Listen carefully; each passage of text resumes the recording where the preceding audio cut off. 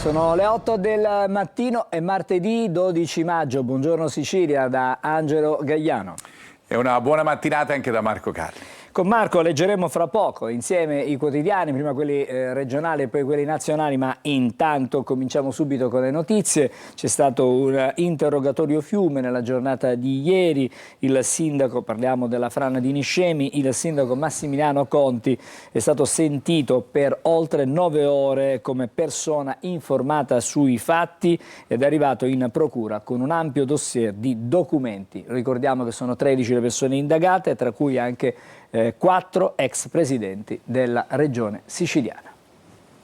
Sono ripartiti ieri gli interrogatori del pool Frana della Procura di Gela che indaga sullo smottamento del 25 gennaio a Niscemi, un'inchiesta complessa che punta ora a ricostruire quasi 30 anni di omissioni, ritardi e interventi di consolidamento mai completati o rimasti solo sulla carta. Per oltre 9 ore negli uffici della Procura è stato ascoltato il sindaco di Niscemi Massimiliano Conti, sentito come persona informata sui fatti. Il primo cittadino si è presentato all'audizione in mattinata con un grosso faldone pieno di documenti, atti amministrativi, carte tecniche e relazioni raccolte dagli uffici comunali, utili a ricostruire la storia degli interventi sull'area interessata dal dissesto. L'interrogatorio Fiume, condotto dal procuratore capo Salvatore Vella e dai magistrati del pool che coordinano l'indagine per disastro colposo e danneggiamento seguito da frana, si è concluso poco prima delle 20. Nel registro degli indagati risultano al momento 13 persone, tra cui 4 ex presidenti della regione siciliana, Raffaele Lombardo, Rosario Crocetta, Nello Musumeci e l'attuale governatore Renato Schifani, oltre a dirigenti e tecnici della protezione civile regionale. Il fulcro dell'inchiesta riguarda le opere di consolidamento mai portate a termine dopo il primo grande movimento franoso del 97. Secondo gli investigatori, nonostante fondi stanziati e segnalazioni tecniche sulla fragilità del versante, gli interventi sarebbero rimasti incompleti o mai avviati. Nel mirino anche le autorizzazioni edilizie rilasciate nel tempo in aree classificate a rischio e i possibili mancati sgomberi preventivi. La procura prosegue così la ricostruzione di una vicenda che attraversa quasi 3 decenni di amministrazioni e competenze diverse, un lavoro che potrebbe allargarsi ulteriormente nelle prossime settimane mentre l'inchiesta entra in una fase sempre più delicata.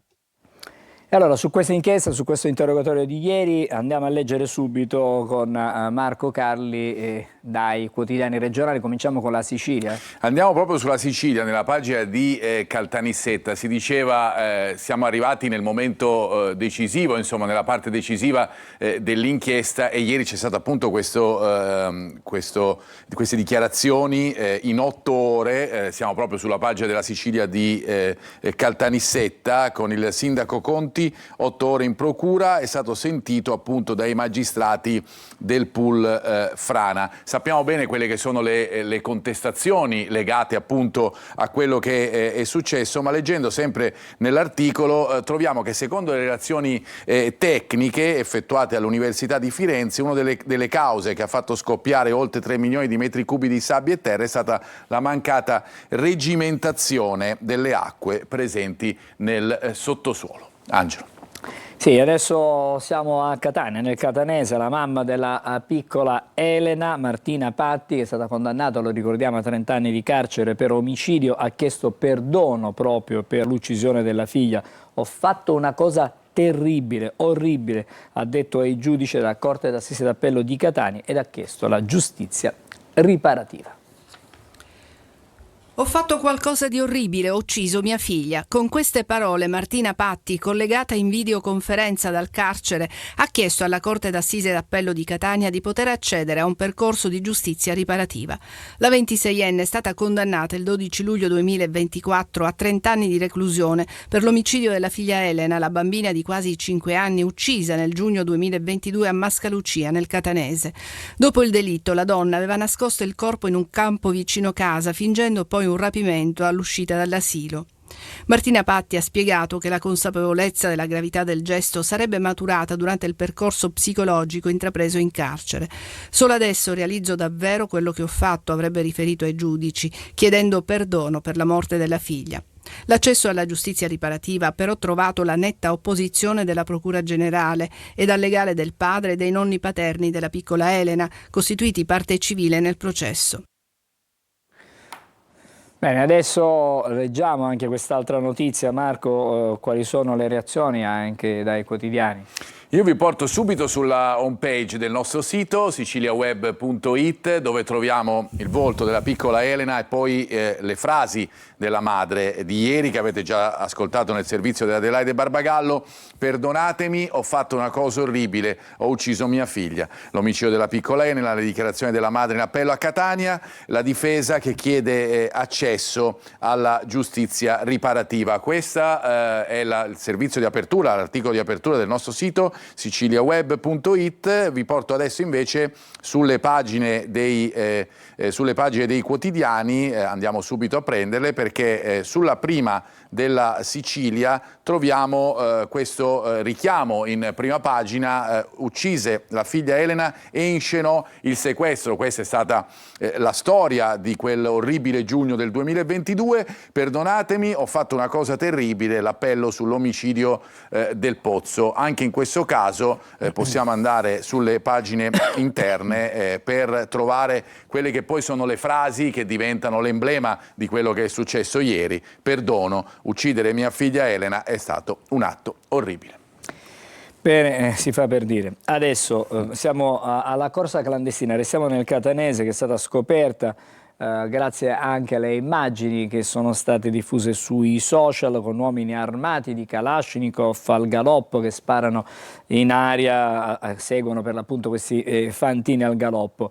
A Palagonia la criminalità non teme di mostrarsi, vi mostriamo le immagini, ma a proposito dobbiamo anche dirvi che la polizia ha individuato i presunti responsabili, sono stati anche due denunciati, dovrebbero essere per l'appunto i fantini, ma vediamo e sentiamo il servizio. Kalashnikov in bella mostra, pistole impugnate e spari esplosi in aria. Il tutto ripreso da telefoni cellulari come se fosse normale. Non siamo in un teatro di guerra, ma nelle strade di Palagonia, nel catanese, dove ancora una volta la zoomafia alza il tiro e sfida apertamente lo Stato. La polizia, dopo la diffusione dei video diventati virali sul web, ha denunciato due catanesi di 40 e 45 anni per aver partecipato alla competizione clandestina. I cavalli privi di alcuna identificazione sono stati rintracciati nel quartiere San Cristoforo e affidati a una ditta specializzata che se ne prenderà cura. Nei video scene surreali, cavalli spinti a correre sull'asfalto mentre dietro si muove una vera e propria scorta di moto e quad. In sella uomini armati di pistole e armi da guerra, esibiti senza alcun timore. Una scena inquietante che secondo gli investigatori racconta non solo il fenomeno delle scommesse clandestine, ma soprattutto la volontà della criminalità organizzata di ostentare forza e controllo sul territorio. Gli investigatori stanno analizzando frame dopo frame i video circolati sul web per identificare tutti i partecipanti armati e gli spettatori presenti. E c'è un dettaglio che colpisce gli inquirenti. La corsa si sarebbe svolta di venerdì all'alba, circostanza insolita rispetto alle tradizionali gare clandestine domenicali. Un possibile tentativo di eludere i controlli delle forze dell'ordine? Un fenomeno che continua a ripetersi nonostante blitz, sequestri e arresti. Immagini che raccontano una criminalità sfrontata che si sente ancora abbastanza forte da sparare, mostrarsi e dominare il territorio impugnando un mitra in pieno giorno. Marco.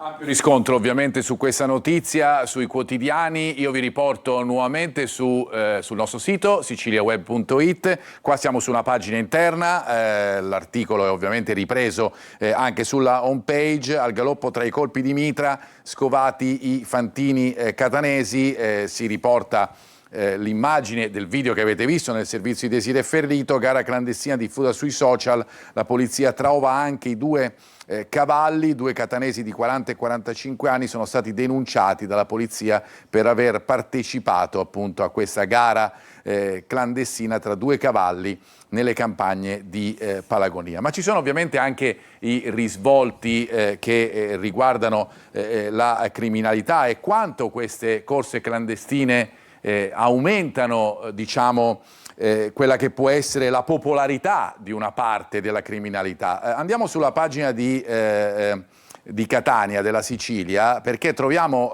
il titolo che è questo: smascherati i fantini della corsa armata, spot di potere dei clan. Questo che vi dicevo appunto in precedenza. Le indagini sulla recente corsa clandestina hanno portato alla denuncia di 2 catanesi, al sequestro di 2 stalle, cavalli in una struttura, le sfide fra calessi con pistola e mitra, mezzo per accrescere appunto, ecco, il prestigio mafioso. Andando sulle pagine interne della Sicilia troviamo la notizia, quella che abbiamo sentito anche nel nostro servizio, con questo titolo: la corsa di cavalli e Kalashnikov, 2 denunce in 2 stalle di San Cristoforo, sequestrati i puledri costretti a gareggiare lungo i tornanti di Palagonia, come appunto abbiamo visto anche dalle immagini. A te, Angelo. Sì, adesso vi diamo notizia di una tragedia che ha colpito la comunità carmelitana di San Giovanni La Punta nel mare di Vaccarizzo. È annegata Suor Nadir nel tentativo di mettere in salvo alcune consorelle che erano in riva e sono state travolte da un'onda anomala. Le sorelle stavano trascorrendo una giornata di riposo e condivisione in spiaggia, entrate in acqua nella parte bassa, sono state improvvisamente trascinate dalle forti onde senza più riuscire a rientrare a riva. Suor Nadir è riuscita a mettere in salvo una consorella, ma ha poi perso le forze ed è morta. Il funerale sarà celebrato il prossimo giovedì nella chiesa madre di San Giovanni La Punta. Adesso siamo a Mondello. Ieri c'è stata una manifestazione, Mondello libera e sostenibile, la richiesta degli ambientalisti che hanno manifestato per l'appunto nella spiaggia palermitana. Lega Ambiente Sicilia, Libera e WWF sostengono il cambio di rotta avviato per la gestione della spiaggia palermitana e questa mattina, a 3 giorni dall'udienza del Consiglio di Giustizia Amministrativa sulla revoca della concessione all'italo-belga, hanno tenuto un sit-in davanti il Lido di Valdesi. Noi rivendichiamo insieme alle altre associazioni innanzitutto sulla gestione del demanio marittimo, trasparenza e legalità e sostenibilità ambientale. Sono le variabili su cui non consentiamo sconti né giochetti. Per questo appunto siamo convinti che anche la spiaggia di Mondello debba cessare questo monopolio che ormai dura da più di 100 anni. Legalità, ma anche rispetto dell'ambiente e del litorale. Mondello libera, sostenibile e legale. Non è accettabile il fatto che questo tratto di costa, che è la costa dei Palermitani, debba essere inibita all'accesso e soprattutto che ci siano delle pratiche legali e di libero accesso, garantendo la sostenibilità ambientale, sociale ed economica. Per il WWF le cabine e le stagionate rappresentavano un danno ambientale. A Mondello storicamente, in questi anni ancora di più, si depositano le uova alle tartarughe caretta, che sono tartarughe protette, dove depositano le uova, e noi abbiamo documenti storici, documenti reali, dove la tartaruga è stata costretta a deporre le uova perché c'era al di qua nello spazio che non è usuale per loro, ma perché trovavano la staccionata e non potevano andare avanti. E su questa notizia sono anche degli aggiornamenti sui quotidiani. C'è stata ieri la manifestazione, ma intanto succede qualcosa a Mondello. Andiamo a vedere appunto anche attraverso Repubblica Palermo quello che troviamo legato a Mondello, a quello che abbiamo sentito nel servizio, ma appunto anche a quello che dicevi tu, Angelo, che succede appunto sulla spiaggia di Mondello. Pale transenne, andiamo a vedere proprio su Repubblica Palermo, la italo-belga si riprende Mondello. In attesa della decisione finale del CGA, la società spiana la spiaggia. Intanto appunto abbiamo sentito c'è un sit-in degli ambientalisti, basta monopoli, vogliamo il mare libero. Iniziati i lavori per pulire l'arenile, leggiamo ancora, in vista della stagione estiva. Giovedì intanto il verdetto definitivo sulla concessione, ma nel frattempo appunto, come abbiamo sentito nel servizio di Marco Gullà, la spiaggia di Mondello deve restare un bene comune e questo rivendicano gli ambientalisti, che dicono nella gestione del demanio marittimo si garantisca trasparenza e legalità, variabili sulle quali non consentiamo né scontri né giochetti. Siamo convinti che a Mondello debba finire un monopolio, come abbiamo sentito anche, che dura da oltre 100 anni e che servano delle regole chiare per garantire il libero accesso al mare. A te. Adesso andiamo ad Agrigento, nell'Agrigentina, a Porto Empedocle, dove c'è stato un crollo di una scala interna di una palazzina di 3 piani. C'è stato un ferito, mentre una donna bloccata in casa è stata salvata dai vigili del fuoco. Vediamo il servizio. Attimi di paura a Porto Empedocle per il crollo della scala interna di una palazzina di 3 piani nel centro storico della città. L'edificio, abitato da diverse famiglie, si trova nella zona di Piazza Vittorio Veneto. Un uomo, che in quel momento si trovava sui gradini, è rimasto ferito durante il cedimento. Le sue condizioni non sarebbero gravi. Una donna, rimasta bloccata nel suo appartamento, è stata invece soccorsa e portata fuori dai vigili del fuoco, intervenuti rapidamente sul posto. Secondo quanto emerso, il palazzo negli anni avrebbe già mostrato segni di cedimento e problemi strutturali. Il crollo della scala avrebbe provocato momenti di forte tensione tra i residenti e i vicini della zona scesi in strada subito dopo il boato. Sul posto sono intervenuti vigili del fuoco, polizia municipale e tecnici comunali per effettuare i controlli e mettere in sicurezza l'area. Dai sopralluoghi sarebbero emerse gravi lesioni e diversi segni di dissesto strutturale, tali da far temere un possibile collasso dell'intero stabile. Per questo il sindaco di Porto Empedocle Calogero Martello ha firmato un'ordinanza urgente disponendo la chiusura dell'area ed il divieto di transito attorno all'edificio per tutelare la pubblica incolumità. E torniamo da Marco Carli per chiudere questo segmento di rassegna stampa dedicato proprio ai fatti regionali con i quotidiani della nostra regione. E io ti porto, Angelo, proprio sulle prime pagine degli altri quotidiani, quelli che non abbiamo ancora visto, soprattutto su quelli palermitani come il Giornale di Sicilia, perché abbiamo parlato della criminalità organizzata a Catania, ma chiaramente c'è tanta tensione a Palermo per quello che è successo, per i fatti di cronaca degli ultimi giorni, e sul Giornale di Sicilia riportiamo il titolo, ne abbiamo parlato tanto ovviamente anche nei nostri telegiornali: alta tensione dallo Zen al CEP, i contrasti fra gruppi criminali dietro l'esplosione di violenza nelle periferie, con tutto quello che appunto ne deriva e che ritroviamo anche su altri quotidiani, come ad esempio su Repubblica Palermo, che parla di un piano anticrimine del prefetto dopo il fuoco amico. Mariani convoca le forze dell'ordine e le associazioni anti-racket, delitto del CEP, il rione tace, altra piaga appunto di questa situazione. Ma ovviamente ci sono degli approfondimenti anche sulle pagine interne. Restiamo su Repubblica Palermo perché il titolo riprende tutto ciò che abbiamo letto dalla prima pagina. Palermo violenta, il piano del prefetto dopo le polemiche, lo Stato, dice la Galla, ognuno per la sua parte deve dare delle risposte. Ci sono anche i volti chiaramente del prefetto Massimo Mariani, del sindaco Roberto La Galla e del commissario Luca Sbardella, che è appunto il commissario in Sicilia di Fratelli d'Italia. Restando sulle pagine che approfondiscono la notizia, vi porto invece sulla prima di Palermo della Sicilia, con la caccia al killer di Barrile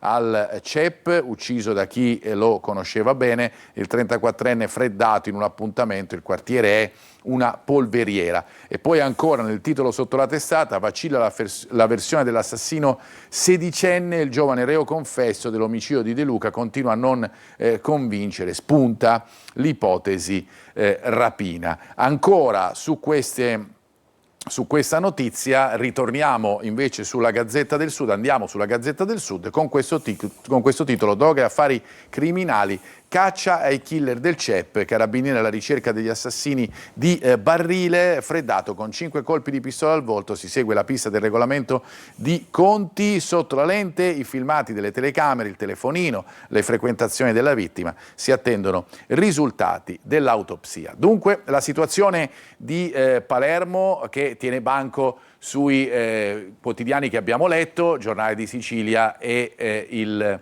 Repubblica di Palermo. Andiamo invece a vedere i titoli della Sicilia e della Gazzetta del Sud.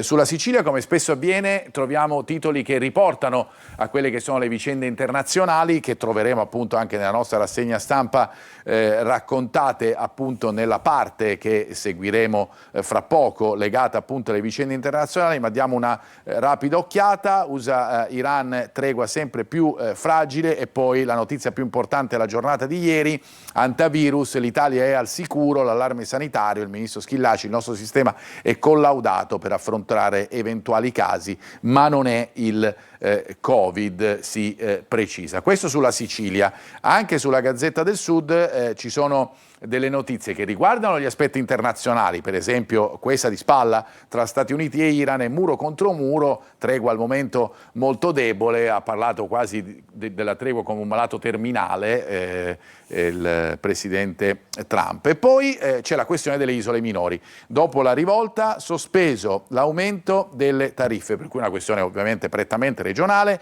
Caronte Tourist fa un passo indietro in attesa del vertice convocato al Ministero dei Trasporti per giovedì prossimo.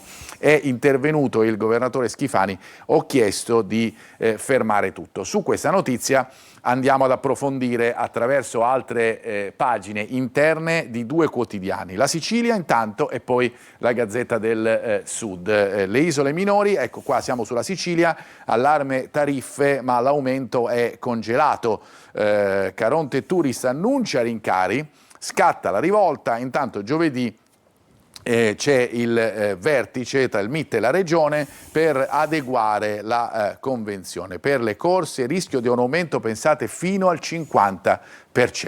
Sindaci e operatori economici delle isole minori sul piede di guerra, tutto rinviato a giovedì, ed è chiaramente un allarme importante per il turismo, anche per quello che è successo durante l'inverno con la Sicilia martoriata dal ciclone e che vuole ritornare ovviamente ad essere leader per quanto riguarda l'aspetto turistico, visto le bellezze naturalistiche e di cultura che ha.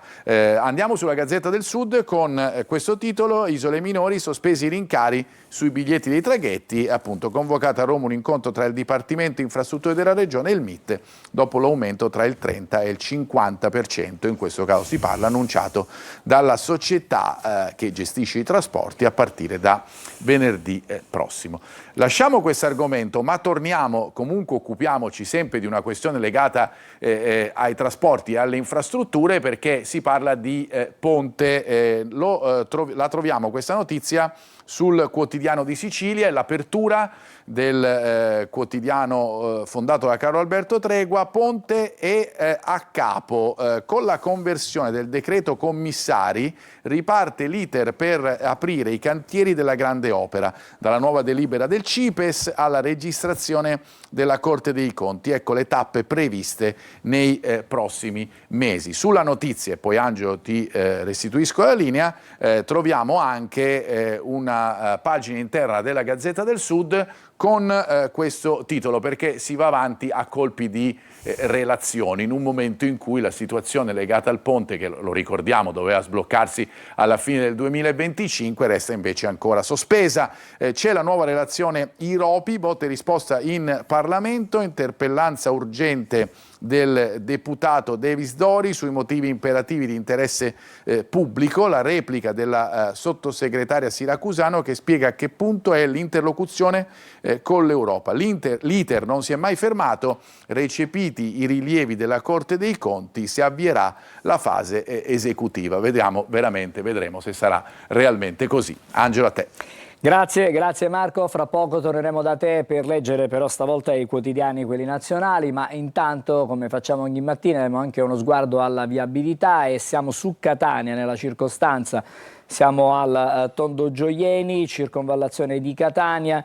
Le auto che non sembrano comunque avere grandi difficoltà, certo c'è un po' di traffico, ma sembra normale per l'ora di punta del mattino. Possiamo spostarci in via Vincenzo Giuffrida, qui il flusso di automobili in entrata in città, sono quelle che vedete a sinistra dei vostri teleschermi, è diciamo decisamente importante, si viaggia in maniera più fluida.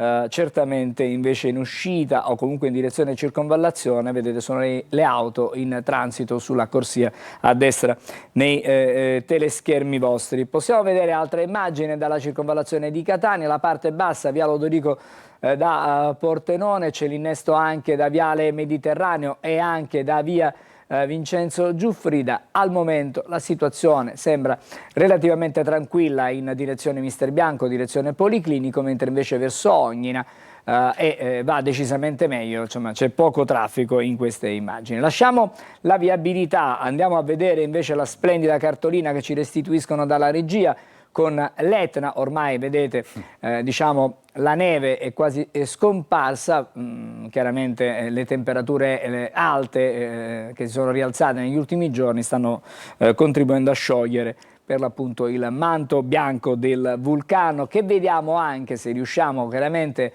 dalla immagine che ci restituiscono sempre dalla regia. Qui siamo a Taormina, il golfo di Taormina. Da questo lato la neve ancora è piuttosto, diciamo, presente, e l'immagine che ci restituisce è quella di un cielo non perfettamente limpido, un po' velato, però insomma il meteo ci dice che nei prossimi giorni, le previsioni, gli esperti meteo ci dicono che nei prossimi giorni le temperature dovrebbero andare in risalita. Adesso ci fermiamo, fra poco saremo di nuovo insieme a voi, la rassegna stampa nazionale con Marco Carli. I fatti non sono chiaramente soltanto italiani ma anche internazionali. Prima su tutta la notizia chiaramente del conflitto in Iran, in Medio Oriente, non solo quello, perché ci sono poi altre tensioni a livello internazionale e chiaramente anche la situazione sanitaria di cui abbiamo già visto sull'antivirus con Marco Carli. A fra pochissimo.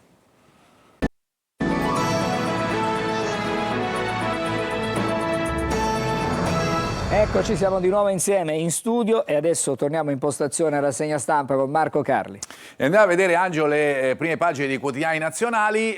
Vi riassumo le due notizie principali, che sono una legata appunto all'antivirus con i 2 italiani in quarantena, e poi la fragile tregua nella guerra in Medio Oriente con Stati Uniti e Iran in un batti e ribatti continuo, fa dichiarazioni in cui, come sempre, ha il ruolo preponderante il presidente degli Stati Uniti Trump. Andiamo a vedere sul Corriere della Sera il titolo principale, che è questo: la catena dei contagi, crescono i casi positivi. Grave una donna francese, 2 italiani in quarantena, i controlli dopo lo sbarco dei crocieristi, la Casa Bianca più difficile da contrarre rispetto al Covid. E poi la situazione della tregua, come detto, la tregua che vacilla, sanzioni dell'Unione Europea ai coloni. Israele parla di una sanzione inaccettabile. Ci sono poi ovviamente altre notizie, come quella della legge elettorale, la mossa della maggioranza, Giuli, la questione legata al Ministero della Cultura, un vero e proprio terremoto, un'ora da Meloni. E poi le notizie sportive, con Sinner che troverà un italiano, la sorpresa di Roma Pellegrino e il derby che diventa favola. E poi, per quanto riguarda il calcio, il Milan tutti sotto accusa, con il Milan che rischia di perdere l'accesso alla Champions League, mentre perde invece la partita il Napoli in casa con il Bologna. Dunque non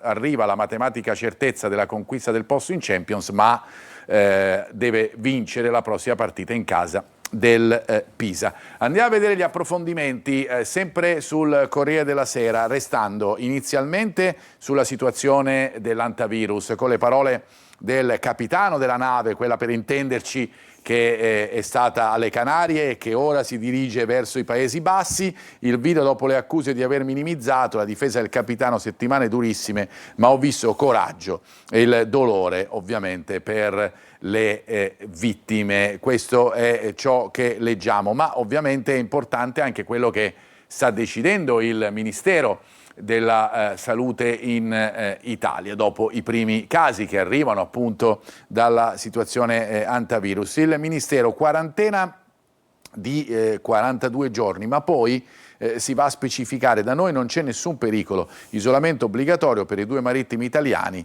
Intanto Salvini e Tajani sono divisi sull'OMS, ma l'emergenza, diciamo, secondo quello che dice il Ministero, può essere tamponata. Invece è molto difficile arrivare a definire una pace duratura, una tregua duratura fra Stati Uniti e Iran. Lo leggiamo anche dal da quello che vediamo sul Corriere della Sera, con gli Stati Uniti che parlano di tregua moribonda e con Teheran che però apre al piano di Pechino, attenzione perché giovedì c'è un incontro importante fra Trump e Xi e da lì potrebbe venire fuori qualcosa di nuovo. Trump, la loro risposta è spazzatura, intanto Crosetto annuncia navi italiane a Hormuz ma non adesso. Questo per quanto riguarda appunto la situazione della guerra fra Iran e Stati Uniti, con Trump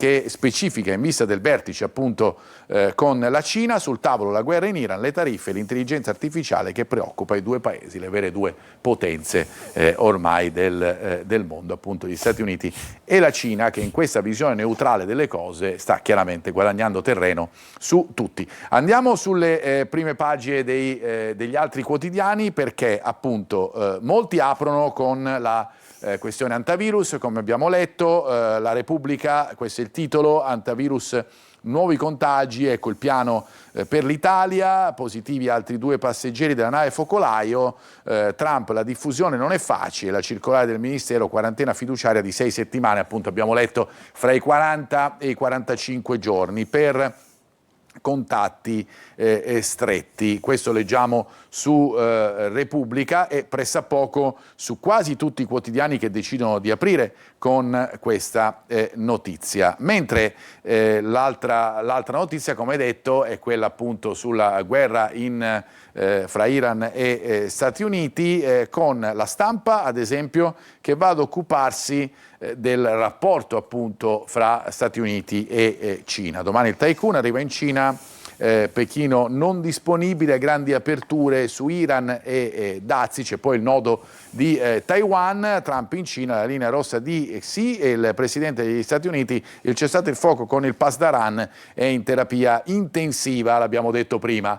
Putin parla di un'Unione Europea che apre al dialogo. Anche la Russia diventa determinante in questo scenario, fermo restando che appunto c'è la situazione russo-ucraina che resta ancora aperta. Tant'è vero che Avvenire, per quanto riguarda questa tregua, ma in generale la sensazione che si respira nel mondo, parla di tregua di carta. Questo è il titolo che troviamo. Difficile che regga, dice Trump, inaccettabile la risposta di Teheran alle richieste sull'uranio, e questo è il tema fondamentale, quello delle risorse. Il nucleare, l'uranio, è su quello che gli Stati Uniti insistono ed è su quello che l'Iran fa un po' orecchie da mercante, ecco, se così vogliamo dire, e l'Europa scioglie le riserve, sanzioni per i coloni violenti in Cisgiordania con la protesta di Israele. Tutti fronti aperti, quello israeliano, israelo-libanese, Iran contro Stati Uniti, Russia e Ucraina, e la tregua diventa ovviamente di carta, come dice Avvenire. Ma il tema appunto, come dicevamo, non è legato solo alla situazione fra Iran e Stati Uniti, ma va a coinvolgere tutta la situazione medio orientale, soprattutto con l'Israele in primo piano. E la notizia l'abbiamo letta poco fa e viene riportata anche sul Manifesto. Il titolo scelto dal quotidiano è Campo libero. L'Unione Europea dà un buffetto ai coloni israeliani, non è una vera e propria scelta, secondo il Manifesto. Italia e Germania fanno muro, passano solo sanzioni individuali ma nessun boicottaggio per i prodotti delle terre rubate, secondo il Manifesto, ai palestinesi. Intoccabile l'accordo commerciale, per Israele comunque è troppo.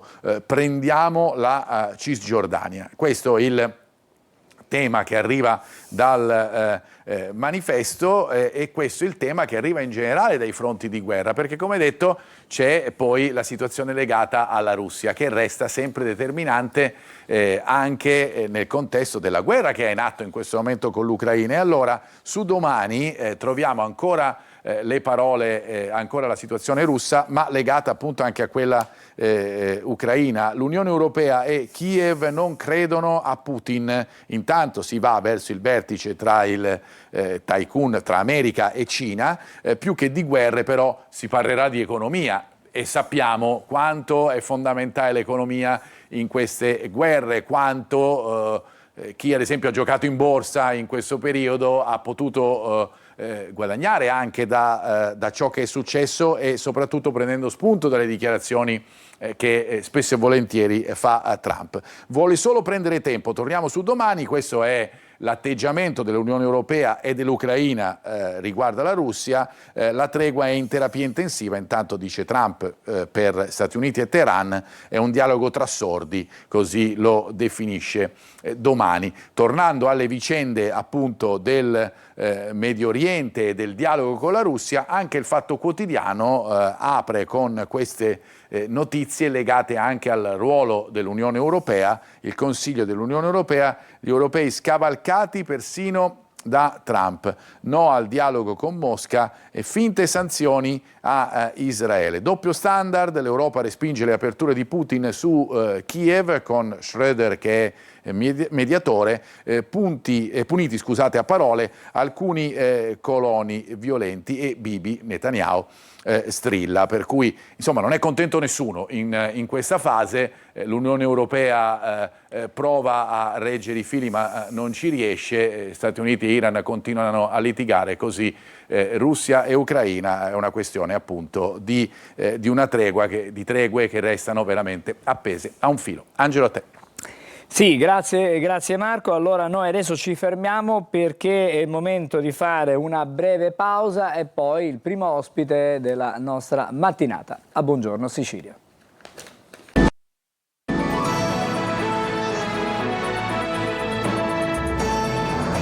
Allora, come detto, è il primo ospite della mattinata, do il benvenuto e ben trovato a Buongiorno Sicilia al presidente del CUS Catania. Buongiorno, Massimo Oliveri. Buongiorno a voi e grazie per l'invito. Allora, parliamo di un evento, perché ormai è un evento, è da 21 anni che si celebra, però è diventata praticamente un appuntamento irrinunciabile. Speriamo che, contrariamente a quello che è successo negli anni passati, le condizioni meteo siano favorevoli a che queste giornate possono essere, diciamo, per i giovani che partecipano, per gli studenti universitari, proficui, no? Da questo punto di vista. Parliamo del Palio d'Ateneo. Il Palio d'Ateneo, come diceva appunto lei, è la 21esima edizione. Vorrei ricordare che questa è un'invenzione del CUS, è nata proprio dal CUS e naturalmente in collaborazione con il nostro prestigioso Ateneo, perché il CUS, come amiamo dire, è il braccio sportivo dell'Ateneo. È una manifestazione che coinvolge gli studenti, li coinvolge tutti, sia quelli, diciamo, gli atleti, tra virgolette, cioè quelli che partecipano a tutte le attività sportive che si svolgeranno in questi 3 giorni, ma anche tutti i loro colleghi, cioè il tifo, chiamiamolo tifo, no? C'è un movimento di diverse migliaia di persone che iniziano già il primo giorno, che sarà domani pomeriggio, con la sfilata, come sapete, per via Etnea, sino a Piazza Università, e poi le capannine il giorno dopo, cioè andiamo a mare, perché il mare, Catania è mare, no? Non possiamo dimenticarlo, e poi il gran finale nei nostri bellissimi impianti che, come dicevo poco fa a qualcuno, ci invidiano gli altri CUS d'Italia. Siamo secondi forse soltanto al CUS Napoli, perché ha la piscina coperta, noi non abbiamo la piscina, però i nostri impianti sono bellissimi, ma sono bellissimi soprattutto per ubicazione, la città dell'universitaria immersa nel verde, la vista dell'Etna, il tempo che sembra quest'anno essere favorevole, quindi penso che saranno 3 giorni in cui i nostri ragazzi, i nostri studenti e i loro amici e i loro colleghi potranno gareggiare, ma soprattutto divertirsi con lo spirito goliardico che potrebbe un pochettino ricordare anche la festa della matricola, no? Lei è giovane, quindi non la ricorda. No, io ricordo qualcosa. Io la ricordo a stento. Ricordo qualcosa, ma sì, ero piccolino. Infatti. Diciamo, la goliardia e il divertimento di questa festa è stata anche un po' ripresa dal Palio, senza degli eccessi che magari c'erano in quella. Però ma io ricordo i fischietti, questi cappelli particolari, insomma, sono ricordi lontani negli anni. Allora, 3 giorni, diceva lei. 3 giorni, sì. 13 le squadre che partecipano, oltre 230 gli atleti complessivamente complessivamente. quasi 3.000, un po' meno di 3.000 gli atleti, ma tutti quelli che graviteranno, diciamo, nelle zone in cui si svolgeranno le manifestazioni sportive saranno oltre 6.000, 7.000, insomma questi sono i numeri che facciamo ogni anno, non li possiamo Sono numeri contare. impressionanti. 42 le competizioni, quindi ci saranno diversi sport, diciamo così, e 24 le discipline. Però mi consenta di ricordare che ce n'è una di queste gare che è quella forse a cui tutti tengono di più, quella che hanno la maggiore partecipazione, che è il tiro alla fune, può essere. È vero questo, sì.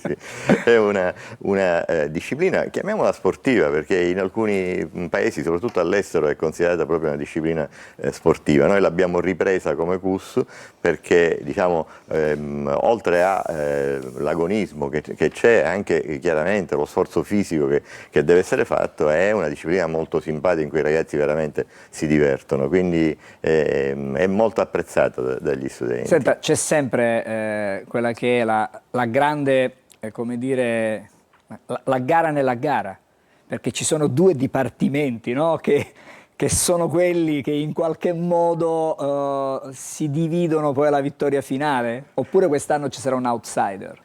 Ma guardi, io mi auguro che ci sia un outsider, perché le edizioni sono state vinte quasi sempre, non sempre, o da ingegneria o da medicina. Sono anche dipartimenti tra i più grossi, tra l'altro ingegneria raggruppa i due dipartimenti, sia di ingegneria, diciamo, industriale, informatica, ma è anche ingegneria civile. Naturalmente io non lo dovrei dire, io sono un ex docente di ingegneria, quindi il mio cuore un pochettino li guarda con affetto, però insomma mi auguro che magari vinca, che so io, il DISUM, che vinca giurisprudenza, ecco, insomma, anche perché questa alternanza... Per avere un'alternanza. Sì, assolutamente, non possiamo pensare che ingegneria o medicina debbano sempre aggiudicarsi il palio. Monopolizzare. Poi magari finirà così, perché devo dire sono preparati, ci sono delle novità quest'anno, però mi piace, prima di arrivare alle novità, sottolineare il fatto che ci sono anche gli studenti stranieri che sono qui a Catania, che in qualche modo fanno parte del palio, diciamo, da Ateneo. Sì, perché in questo progetto è un'AIS che tra l'altro è un'idea anche del nostro Ateneo, è partita proprio dal nostro Ateneo, raggruppa diverse università, sono 9 se non ricordo male, straniere, quindi loro sono qui ed è bello che partecipino anche al palio, così il palio è diventato internazionale. Quest'anno, se non ricordo male, sono 6 le nazioni che partecipano, c'è sicuramente la Spagna, il Portogallo, c'è la Finlandia e la Polonia, forse ne sto dimenticando qualcuna, ma insomma, diciamo, è una partecipazione per noi molto bella e veramente importante, perché, ripeto, dà anche questo senso di internazionalità al nostro palio. Allora, dicevo le novità del 2026, una è rappresentata dal logo L'Etna in movimento, che è poi frutto di un'idea di un giovane, di uno studente dell'Università di Catania. Sì, quest'anno abbiamo pensato, ecco, lo stiamo vedendo, abbiamo pensato di lanciare questa, chiamiamola gara, anche questa, no? Una gara nella gara, di chiedere agli studenti di cimentarsi nel proporre un logo che potesse rappresentare il 21esimo palio d'Ateneo. Lo studente è uno studente del DISUM, non ricordo bene il corso di laurea. Scienze umanistiche. Sì, scienze umanistiche sì, però come corso di laurea non lo ricordo, ma ha poca importanza. Che sarà premiato anche lui nel corso dell'ultima giornata. E ha proposto questo logo che è molto, molto simpatico, devo dire, perché ci dà lo spirito del palio in una Etna, diciamo, dalla quale escono queste fiamme, quindi insomma un'etnia molto attiva, così come sono molto attivi tutti quelli che partecipano al palio. E un'altra iniziativa è il NutriGame. Beh, il NutriGame, diciamo che viene incontro anche un po' a quello che è il nostro spirito, perché proprio da qualche anno noi abbiamo, come dire, ci siamo organizzati per far sì che i nostri, chi frequenta il CUS non utilizzi più le bottigliette di plastica, quindi plastica free. Offriamo attraverso dei distributori un'acqua affinata particolarmente, diciamo, con caratteristiche particolari, particolari, ottime chiaramente, e questo, nel corso naturalmente del Palio invece andremo oltre, parleremo anche e saranno interrogati proprio gli studenti in una gara, proprio ci sarà una gara per vedere se le loro competenze su quella che è la giusta nutrizione sono buone o meno, no? Questo che chiaramente è un invito un po' a tutti quanti, ma soprattutto ai giovani, ad evitare cibi che non sono consoni a quello che è effettivamente la giusta nutrizione e di orientarci anche verso il non utilizzo più della plastica. Ecco, questo qua. Vorrei tornare per un attimo alle gare, per dire che c'è una gara nella gara che è rappresentata dalla musica, perché le 13 squadre, diciamo così, che si sfidano, a un certo punto gareggeranno anche con dei video, ci saranno dei contest musicali. Sì, è vero questo, anche questa è una novità.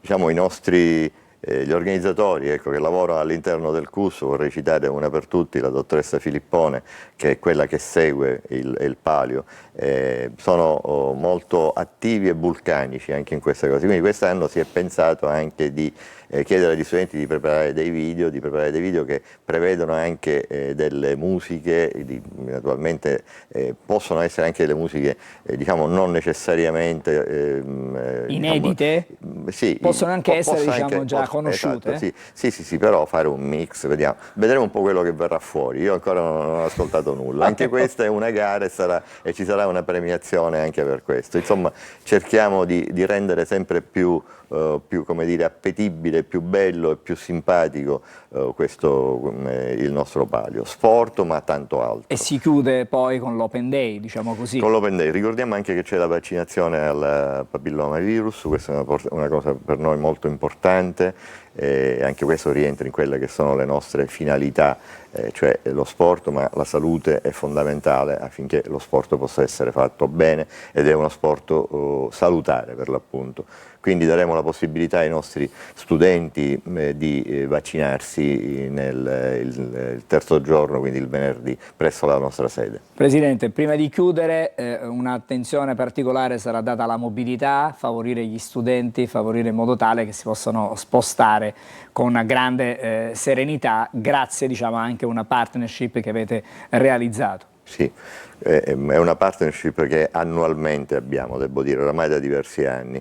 La collaborazione con AMTS, Ferrovia Circumetnea, è una collaborazione che, devo dire, ha dato i suoi frutti, anche perché gli accessi alla cittadella, l'utilizzo dei parcheggi vengono facilitati per questo numero enorme di persone che si sposta. Teniamo conto che la nostra università è un po' sparsa su tutta la città, mentre noi siamo concentrati soltanto diciamo, nel polo, chiamiamolo nord, della città universitaria, e quindi ci sarà un afflusso naturalmente che non è quello di ogni giorno, ma sarà notevolmente maggiore. Poi ci sono i parenti, gli amici che vengono, che hanno piacere di vedere i loro ragazzi. Insomma, sono giornate veramente belle in cui si vede questa bellissima partecipazione e collaborazione tra il centro universitario sportivo e il nostro prestigioso e antico Ateneo,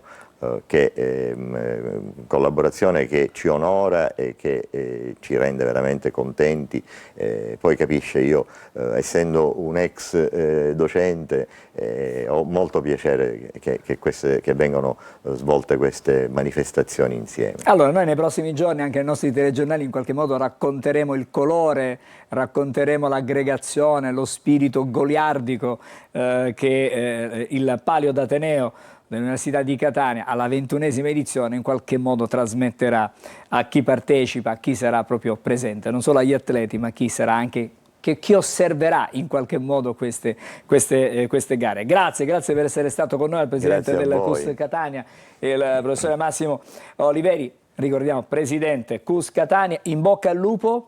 Crepi il lupo? O viva il lupo? Diciamo viva il lupo, ecco, siamo animalisti. Facciamo così, ci fermiamo adesso, fra poco torniamo di nuovo insieme, altro ospite a Buongiorno Sicilia, restate insieme a noi.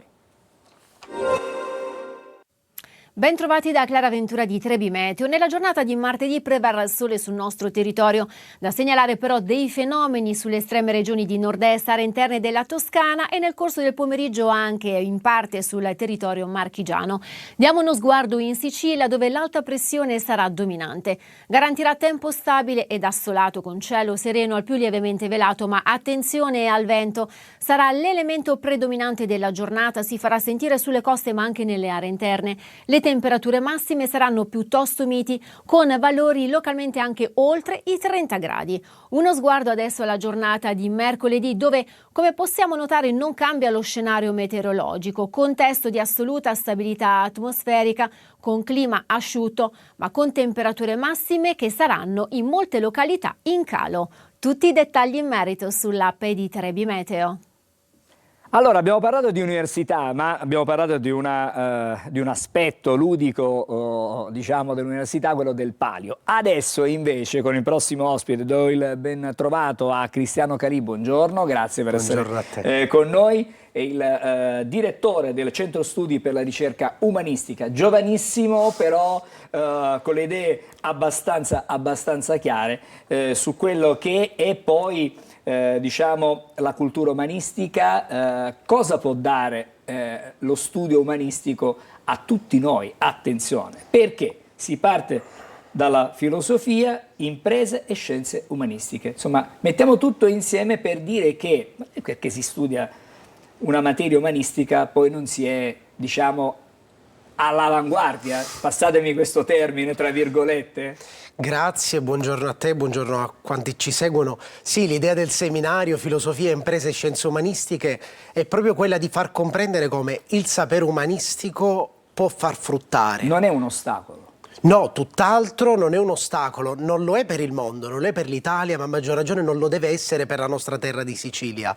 Che ha praticamente una cultura umanistica immensa. Appunto, e proprio per questo ci dovrebbe spingere gli studenti che fanno vari corsi di laurea, vari corsi di studi da filosofia, lettere, lingue, a comprendere come questo sapere se ne può fare una professione fuori anche dal contesto scolastico accademico, che noi riteniamo essere la prima via in cui spendere il sapere umanistico. Il sapere umanistico oggi è soprattutto ricercato dalle aziende, paradossalmente, in ambiti come la comunicazione, la gestione dell'intelligenza artificiale. Quindi se si fa un bel percorso di studi e se si incontrano le imprese, e in Sicilia ce ne sono anche di virtuose, si può fare qualcosa di bello. Insomma, l'obiettivo in qualche modo è quello di indicare una strada, tracciare una strada ai giovani per una riflessione e, perché no, magari per un futuro lavorativo. Indubbiamente sì. Forse più che tracciare una strada, aprire gli orizzonti. Un po' nella mia esperienza, un po' in giro per il mondo, mi sono reso conto spesso i più giovani non hanno idea che ci sono determinate realtà in cui possono applicare quanto apprendono.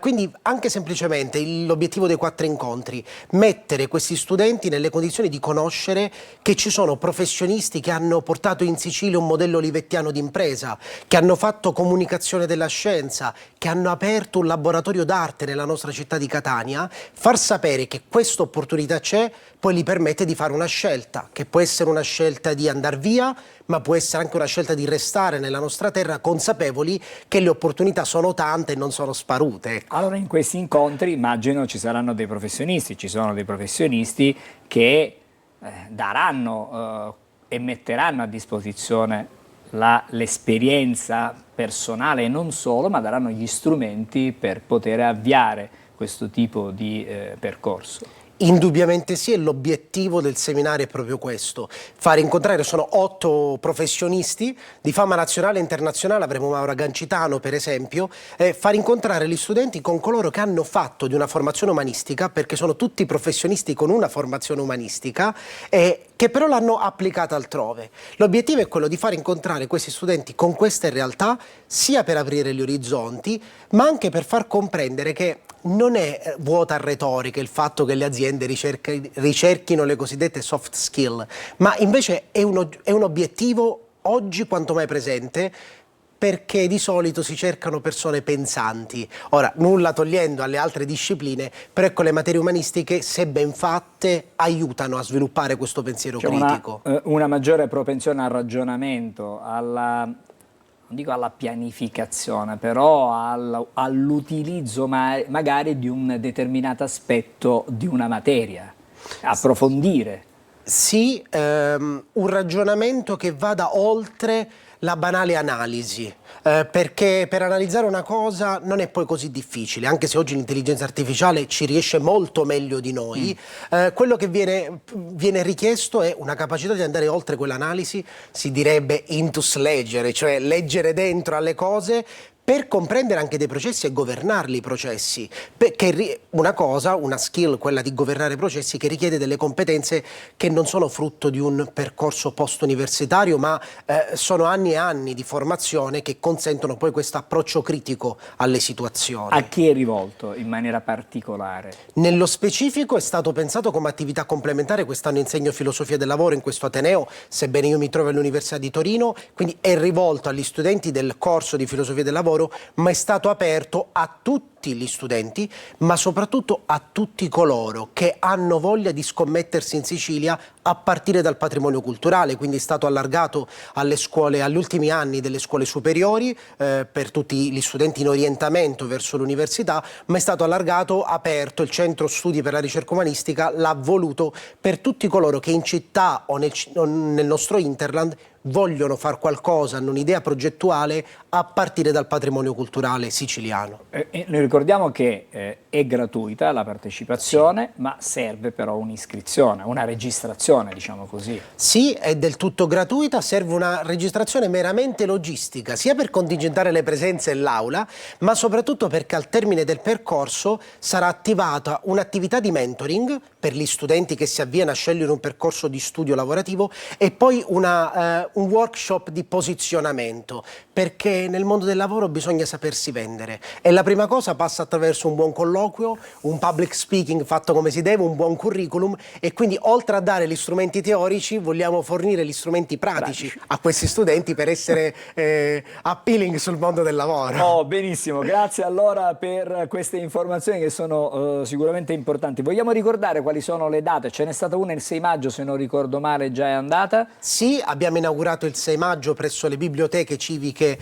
la Biblioteca Riunite Civiche Orsino Recupero, perché permettimi, devo sottolineare che l'evento è copatrocinato dal Comune, che immediatamente tramite l'assessorato alle politiche giovanili ha voluto dare questo supporto. Avremo un'altra data, ce n'è stata una ieri, l'11 maggio, e poi il 19 maggio e il 26 maggio. Quindi insomma un ciclo di 4 appuntamenti, full immersion. Sì, sono 2 ore intense con 2 esperti del settore che spaziano appunto dal mondo dell'arte all'editoria, alla comunicazione scientifica, al mondo della comunicazione in senso lato, e in cui il grande tema è il discutere. Abbiamo 40 minuti per i nostri ospiti perché è giusto dargli spazio per le loro esperienze, ma poi abbiamo quasi 1 ora e 20 di dibattito per suscitare idee, l'unica cosa che interessa. La curiosità è fondamentale in questo momento, nel caso specifico. Grazie. Grazie per essere stato con noi a Cristiano Calì, che è il direttore, lo ricordiamo, del Centro Studi per la Ricerca Umanistica. Buon lavoro, in bocca al lupo. Grazie a voi. E fra poco noi andremo in esterna, quindi vi chiedo di pazientare un momento, andremo a parlare di una bella iniziativa della città metropolitana di Catania con gli animali, gli amici a 4 zampe che entrano in ufficio, e vedremo come ci spiegheranno tutto il nostro Edoardo Sergi e i suoi ospiti. Restate insieme a noi a Buongiorno Sicilia.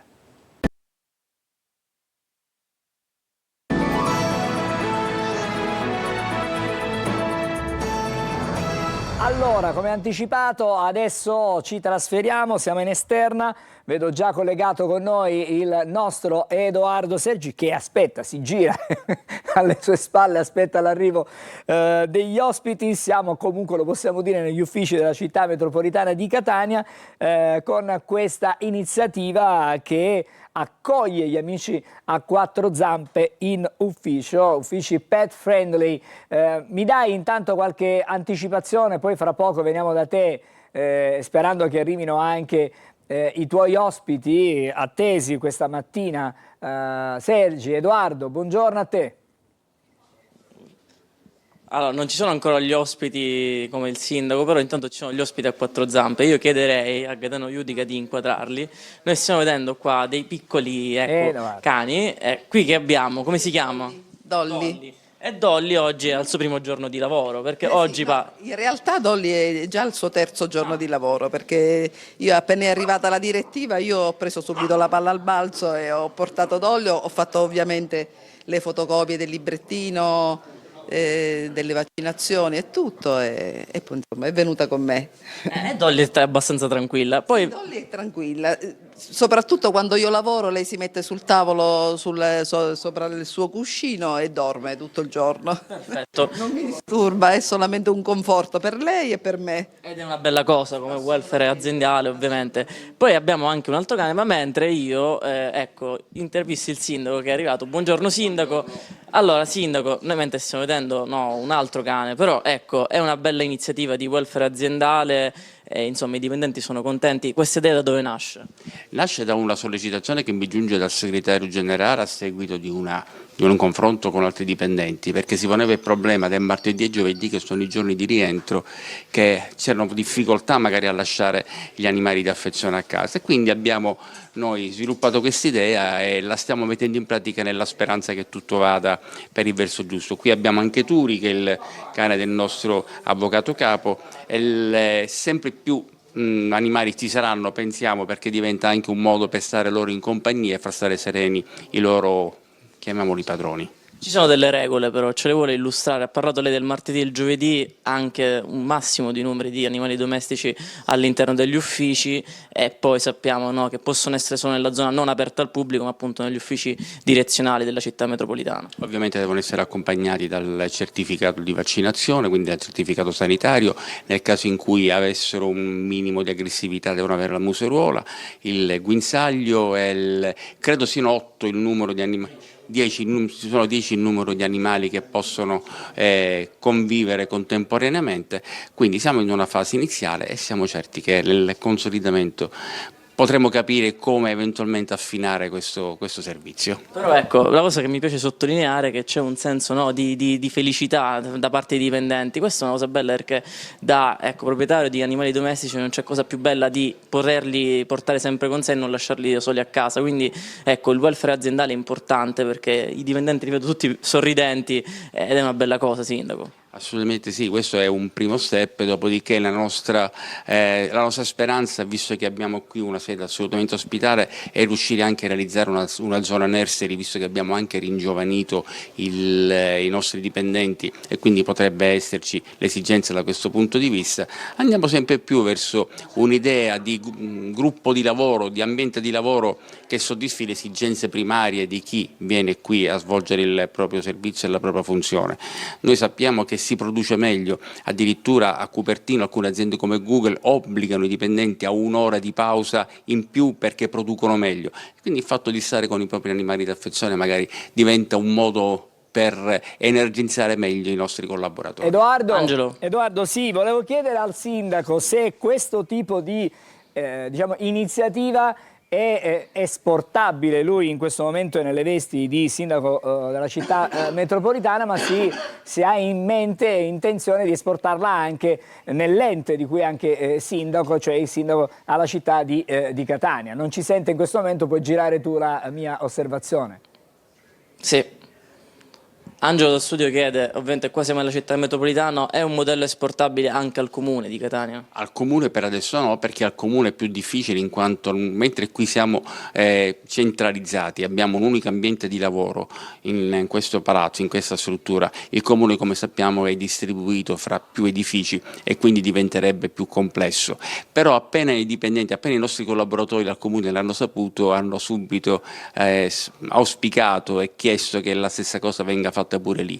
Vediamo, perché siccome sono in fase di riqualificazione alcuni edifici comunali, chissà che non riusciremo a farlo anche al comune.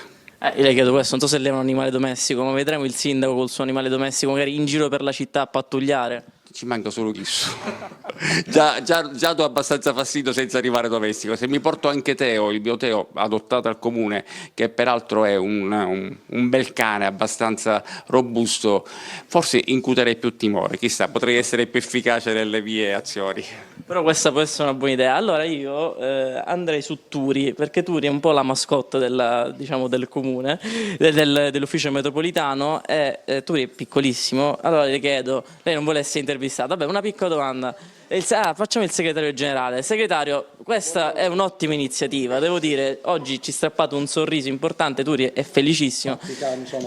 Allora, segretario, le chiedo, no? Non so se lei è un animale domestico, però questa cosa appunto fa del bene, no? Infatti, sì, io a parte ho 3 cani e un gatto a casa e fa parte di una delle iniziative di welfare, diciamo, aziendale, quindi di migliorare il benessere organizzativo e andare incontro anche alle esigenze di questi animaletti che stanno soprattutto il martedì e il giovedì, giornata di rientro, stanno soli a casa, quindi magari c'è lo stress dei cani, lo stress dei padroni perché pensano ai loro animali di affezione soli a casa, quindi gli animali con delle poche regole, sono delle regole diciamo precise, non più di 10-15 cani al massimo, ci vuole il consenso dei propri colleghi che ovviamente devono essere d'accordo a condividere gli spazi con l'animale, ovviamente muniti di museruola, kit per la pulizia, è un grande segno secondo me, anche un segno di civiltà, di sensibilità anche verso gli animali, oltre che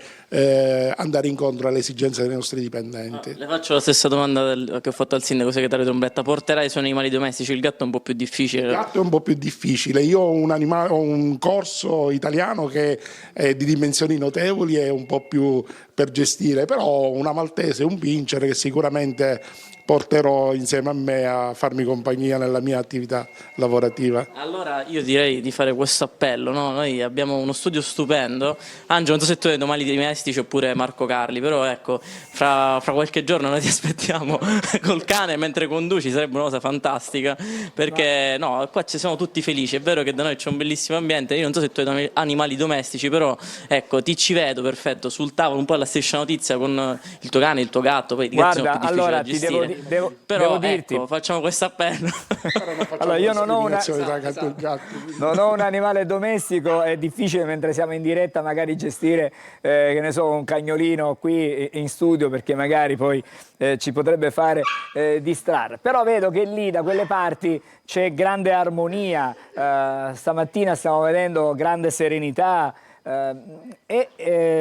Prima l'hai sottolineato, l'hai evidenziato come in effetti non potranno stare dove ci sarà ricevimento nelle stanze dove c'è ricevimento con il pubblico, però ci sono più cagnolini nella stessa stanza in questo momento, oppure ognuno sta accanto, diciamo, nell'ufficio, ce n'è soltanto uno per ufficio? Vorrei capire questo in questo momento. Allora, lo chiediamo al segretario Trombetta, anche se già so la risposta, ci sono più cani all'interno dello stesso ufficio, noi in questo momento ci troviamo nella presidenza, non dentro gli uffici, però all'interno degli uffici ci sono più cani oppure, ecco, insomma, sono distaccati nei vari compartimenti? No, in questo momento sono distaccati, cioè sono in diversi uffici perché non c'è stata ancora la coincidenza di avere 2 cani in uno stesso, però abbiamo degli ambienti abbastanza grandi, qua sostanzialmente, come diceva giustamente il sindaco, è più semplice perché tutti gli uffici, tutti i dipartimenti e i vari uffici sono allocati in un'unica grande edificio, abbiamo degli spazi anche aperti per cui è possibile anche il cane fargli fare la passeggiatina, quindi abbiamo degli spazi che consentono questa iniziativa. Cioè, soprattutto anche per i bisogni, no? Soprattutto per i bisogni, anche per far sgranchire un po' il cane, quindi non tenerlo fermo accanto alla scrivania, quindi questo abbiamo consentito anche al dipendente di prendersi 5-10 minuti per poter far sgranchire il cane negli spazi che noi abbiamo a disposizione. Cioè, dobbiamo rendere confortevole l'iniziativa, altrimenti non avrebbe alcun senso. Assolutamente. Allora, Angelo, l'appello è una redazione, la nostra redazione piena di cani, gatti, poi sappiamo che Emanuela Corsi ha un sacco di gatti, quindi ecco, ora apriamo anche la redazione pet friendly. Se tu scendi poi nell'ufficio troverai i miei 2 gatti, penso, dopo, quindi no, scherzo, ti ritorno alla linea, però insomma è una bellissima iniziativa. Grazie a te, grazie ai tuoi ospiti. Abbiamo sentito prima il sindaco della città metropolitana Enrico Trantino, ma anche grazie al segretario generale della città metropolitana di Catania Catania, Mario Trombetta. Vedo già pronto il nostro Marco Amato, lo vedete anche voi, c'è però la sigla prima, il tempo della sigla e poi ci colleghiamo con lui, c'è l'oroscopo.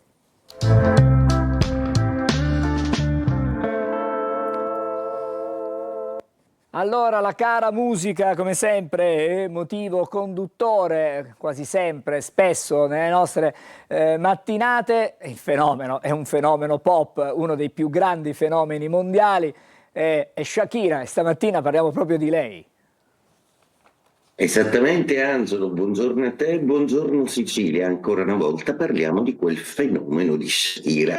Allora, reduce dal successo del suo concerto in cui ha trasformato Copacabana, la spiaggia, in una grandissima arena a cielo aperto, ecco che per i FIFA World Cup 2026 Shakira si inventa il tormentone, la colonna sonora, un po' il leitmotiv musicale di questa edizione dei mondiali.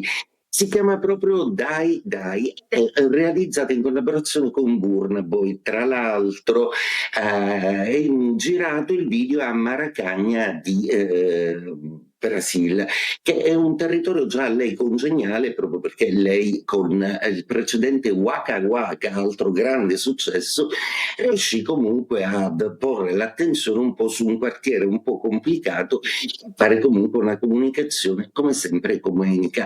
Ricordo infatti che Shakira è un acquario, l'acquario è il segno della fratellanza universale, uno dei due segni zodiacali assieme ai pesci più associati alla musica, perché la musica, come tutte le arti, parla ai popoli, ma niente come la musica riesce a essere assolutamente trasversale e a mettere in comunicazione ancora una volta le masse. Unica nota amara? E beh, Dai Dai sa di linguaggio italiano, quindi un po' un riconoscimento nostro. L'unica stizza di molti e considerazione che ha spopolato un po' sul web, la sigla dei mondiali è Dai Dai, ma quest'anno l'Italia non c'è. E beh, sarà per un'altra volta. Dunque, adesso vi racconto delle stelle di oggi che sono anch'esse molto morbide e dolci, ovvero luna in pesci, quindi quando la luna è in questo segno zodiacale si è un po' senza pelle, i segni zodiacali molto più sensibili, quindi cosa succede all'Ariete? L'Ariete ha la luna nel segno precedente, quindi dietro, alle spalle, il che significa che diventa incredibilmente più intuitivo, tattico e le sue salite al vertice si fanno anche molto più studiate a livello empatico. Ottima strategia, ma anche grande intuito e molta passione. Poi bene, soprattutto in amore, ma non solo. Sole e Mercurio nei vostri gradi stanno facendo un ottimo accordo con la Luna per tentare di creare anche delle collaborazioni alle quali normalmente siete restii. Gemelli, per voi Venere è un po' capricciosetta, oggi le signore dello zodiaco con la luna in pesci litigano un po', per cui molto probabilmente i gemelli avranno messo bene a fuoco delle azioni che hanno un significato diverso da quelle che per ora hanno percepito, quindi un po' di chiarezza interiore. Cancro, luna fortissima oggi in pesci, quindi il vostro segno zodiacale non solo dialoga bene come tutti gli altri acqua con Giove nei vostri gradi zodiacali, ma tende molto ad un'espansione abbastanza più ambiziosa, per cui i Cancro, se vogliono qualcosa di grande e di complesso, devono strutturare bene un progetto importante che coinvolge anche l'affettivo Leone. Per voi la Luna non è più nemica e questa settimana la iniziate morbidamente, dando un po' tutta una sensazioni intorno a voi, niente battaglie per questa settimana, per cui rilassatevi e godetevi la vostra serenità. Vergine, luna d'opposizione che vi fa vedere e prendere in considerazione i punti di vista di molte persone intorno a voi, per decidere comunque che Giove, vostro amico, darà ancora una volta uno slancio ambizioso a tutto ciò che volete fare. Bilancia, per voi la condizione generale sembra essere un pochino di stallo, la bilancia deve accettare un pochino di compromessi per ora e aspettare che maturino i tempi senza forzare quelli degli altri. Scorpione, ottimo, luna di trigono per voi, una luna d'acqua molto forte che vi dà forza e passione. Sagittario, una luna che vi chiede di calmarvi un po' e di essere un pochino più empatici e non porvi come dei treni in corsa senza limiti. Capricorno, per voi la luna comunicativa iniziativa di terza casa e morite dalla voglia di comunicare a familiari e a staff un progetto in cui vi sentite vincenti, ottima la dimensione affettiva, acquario, e poi di seconda casa, e che obbliga comunque a essere un pochino più tattici, ad avere una visione delle cose un po' più attenta a non urtare i sentimenti altrui. Per quello che riguarda la vita sentimentale, Venere è in trigono con Plutone, quindi manca per voi. Pesci, protagonisti della giornata con una luna splendida, oggi riuscite a fare quadrare un po' tutto. La luna nei vostri gradi vi ricorda comunque che oggi è un giorno in cui prendere in considerazione qualcosa del passato, un affetto o una vecchia abitudine che oggi potreste anche riesumare. E detto questo, auguro a tutti una splendida giornata. Grazie Marco, ci rivediamo domani mattina, una buona giornata anche a te, da un Marco all'altro. Adesso c'è Marco Carli per gli ultimi aggiornamenti dai quotidiani. Sì, diamo Angelo degli aggiornamenti che riguardano le notizie che abbiamo toccato più da vicino nella lettura dei quotidiani, vale a dire antivirus e guerra Iran-Stati Uniti. Le troviamo dall'Ansa.it. Per quanto riguarda l'antivirus, questo è il titolo che troviamo: il paziente veneto che è negativo, in quarantena 12 dipendenti di un ospedale dei Paesi Bassi, ieri altri 3 contagi, ne abbiamo parlato, atterrati nella notte i 2 voli con a bordo 28 evacuati della Ondius, la famosa nave che poi è stata alle Canarie. Mentre per quanto riguarda Iran-Stati Uniti, proprio è dibattuta da circa un'oretta questa notizia: incontro tra Trump e i generali, si valuta di riprendere gli attacchi contro l'Iran. Chiudiamo invece la parte legata alla rassegna stampa ritornando sui quotidiani e andando a prendere invece le notizie sportive legate alle due squadre più importanti siciliane, Palermo e Catania, che si preparano ai rispettivi playoff. Ieri il Palermo, lo vediamo da Repubblica, ha fatto un'indigestione, fra virgolette, di tifo al Barbera, e giovedì potrebbe succedere al Catania al Massimino. Ovviamente siamo in attesa ancora di capire se l'amichevole col Santa Venerina sarà a porte aperte o meno. Intanto ieri appunto allenamento a porte aperte per il Palermo, che ha dato il via all'operazione spareggi per la promozione, un pieno di passione in vista dei playoff. Prendiamoci la Serie A. Vuole invece prendersi la Serie B il Catania, con quali notizie ne abbiamo parlato ovviamente nei nostri telegiornali. Qui siamo sulla Sicilia, il muro Quaini di Tacchio, base solida del Catania per lottare nei playoff. Imenez in regia, non sarà un ripiego, la squadra è tornata intanto in serata da Veronello, oggi pausa per il lavoro, si ritornerà a lavorare mercoledì, cioè domani appunto, in vista dei playoff. A te Angelo. Bene, grazie anche a te Marco, e ci ritroviamo con Buongiorno Sicilia puntuali domani mattina alle 8. Dobbiamo ringraziare chi ha lavorato questa mattina con noi in regia, con Fabrizio Rizzo, ha lavorato anche Roberto Stramondo, ha lavorato Alessandro Pantano in esterna, ha lavorato assieme a Edoardo Sergi, ha lavorato anche il nostro cameraman, chiedo scusa, Gaetano Judica, e poi devo ringraziare anche all'audio ovviamente chi ci ha consentito di parlare con voi, Ottavio Longo, ma c'è tanta altra, ci sono tante altre persone che stanno lavorando come Adelaide Barbagallo in redazione. Ci fermiamo qui, grazie e una buona giornata, a domani.